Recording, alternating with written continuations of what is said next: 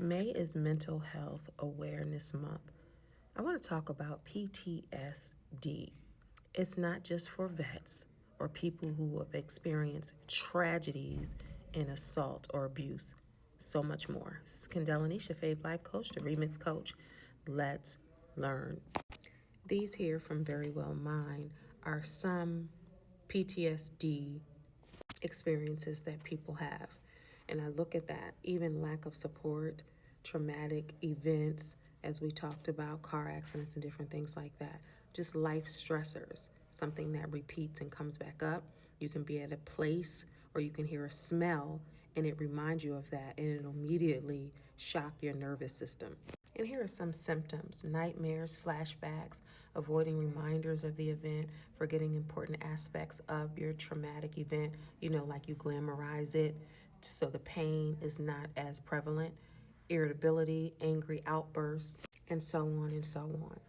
So I can tell you, even I've suffered from PTSD with smells or scents in a traumatic relationship. I've done it. And also, and really prevalent for me, is having cancer, colon cancer. When I was diagnosed and told that I had colon cancer, I was at the place where you have the office where you have the colonoscopy. So even though I didn't respond as someone might have thought I would respond, when they told me I had colon cancer, I didn't freak out. I didn't go over. I was more informational. What do I do next? And really going through that. It was until I went back a year later, well, not even a year later, went back months later, and that's when the anxiety hit me. That's where I realized, oh my God, I had PTSD. I went back into the place, and it was a shock to my system. I couldn't sit still. It was triggering what happened when they told me I had cancer, and I realized I had PTSD, going back to the same place.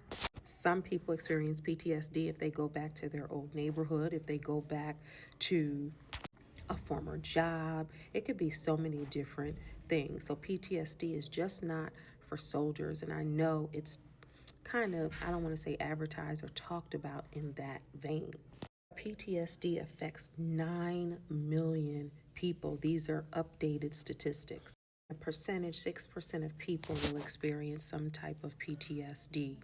And that's this year alone. It could be higher, but you might think 6% is a small number, but when you think about 6 million people, 9 million people, you do the math. And this is just reported cases. So many people are experiencing PTSD and it's not on record. Mine is not on record. So imagine so many people who don't even know who they're navigating through life, experiencing PTSD and not even knowing it. And that's what happens with mental health. People don't even know it or talk about it. People just move through life. That's what we do. Somebody passes away, you're not getting therapy. That's not documented. You just move through life, right? Depression, so many people feel like that every single day. Have they been diagnosed? No. Anxious thoughts, anxiety? No. So think about that. These are people who actively say this is what happens and they go get help. But think about all the people who do not get help. And guess what?